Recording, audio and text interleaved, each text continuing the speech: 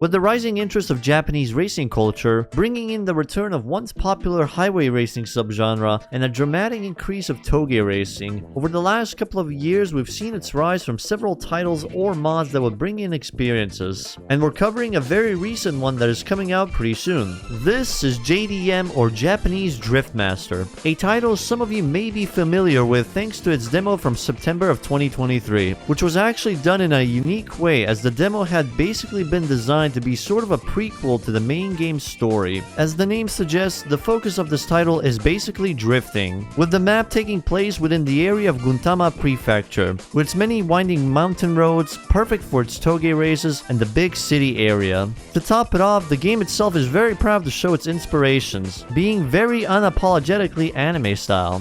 This is also enhanced by the game's attempt to use manga-style layout presentations for its more common story editions, which covers the story of the protagonist Stanowski, having to return from Poland after their father's passing. Before we get to the main content, however, the game covers a ton of options for different preferences in terms of controls, gameplay, and some accessibility features, like how there's a setting for arcade or simcade handling, which changes how easy it would be to corner and initiate or maintain drifts, the many shifter options for keyboard, controller, or steering wheel options, and even the niche option on how to trigger reversing. And we get to immediately test all of these options with the usual fixed car prologue section. I borrowed Toon Sylvia from our friend Hideo, and a straightforward path from the airport to our new home, up in the mountains, taking us through tutorials on basic driving, nitrous, and more importantly the drifting mechanics, which seems to be quite in depth even in the arcade handling thanks to the use of interface elements to show the lean angles and the introduction of different drifting techniques like clutch drifting.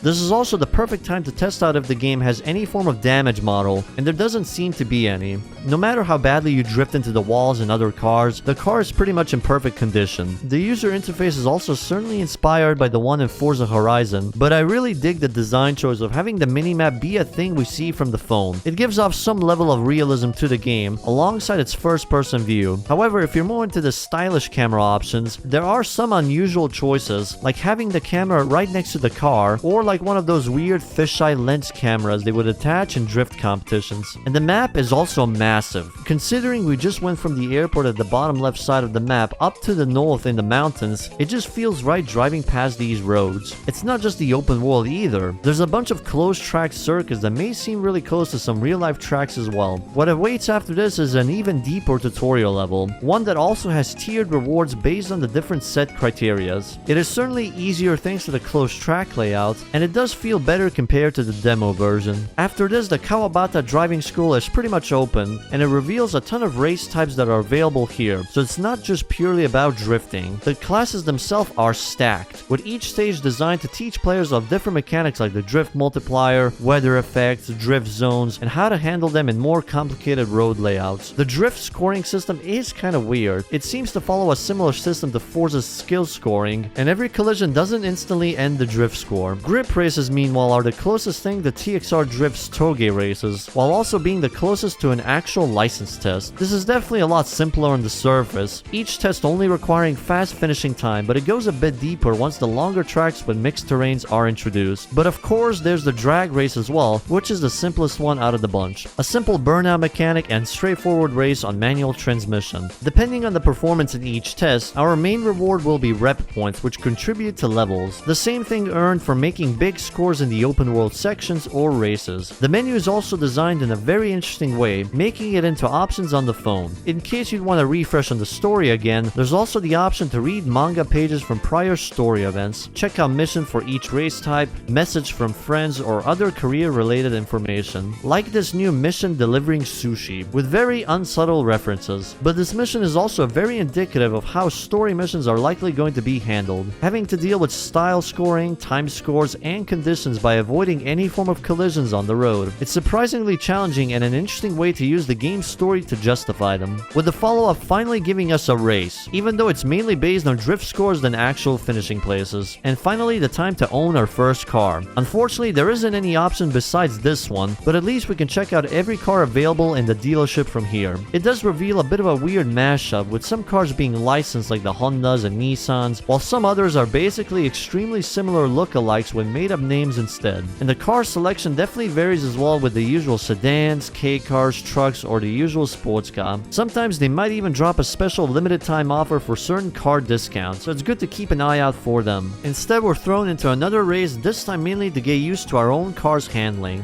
From here, we're finally free. Garages are finally unlocked where we can switch cars and tune them to our liking, whether it be visuals or performance upgrades. Just like the dealership, however, upgrade options are limited due to the rep level. There's a ton of options here for performance and handling, but they're also quite expensive right now, even with the ones available for our current rep level. On the visual end, the limiting factor is instead car proficiency level. It goes up like rep, but specifically locked for each car. Here we can customize the body kit, rims, mirrors, headlights, and spoilers, or going beyond with some Bosozoku exhausts. Additionally, there's the interior customization that looks pretty detailed with the seats, steering wheel, gear knob, and telemetry dash. And if by chance you're the kind that likes to really tinker with car tuning details, the option is available as well. And you can also fast travel between garages if traveling starts to get a bit tiresome. There are several ways to tackle this game's progression depending on how you see it. You might see the main story missions as the definitive progression, in which case you can just follow them through as they don't seem to have any requirement beyond rep levels. The alternative is just by finishing events and doing races instead. But doing story events for now is pretty useful to get first experiences and collect some cash on the many game modes this game is going to throw at you. Like the drift battle, where we have to follow without being left behind while also scoring as many points. Street drift, basically the score battle from before, but every now and then they might spice things up by adding a new requirement like having to finish first, impressing certain characters, or leaving the opponents behind by 500 meters. Time attacks, which mainly puts grip battles as the priority, and many more. But you'll soon realize each mode always puts either grip and drift as a priority, as there's always a benefit to drifting even in grip battles, and when to focus on grip during drift battles for better positioning. And with a total of 5 chapters in the main storyline, it's long enough but doesn't overstay its welcome. Some parts may seem like it's rushed, but it does ramp up nicely to be brief and exciting, while also covering as many areas of the map for better diversity on environment and track layouts. With tons of places that really shows the reverence these developers have over Japanese culture, both old and modern. The game is overall very well designed. There's a ton of deliberation with its game modes that makes them stay as interesting in each encounter.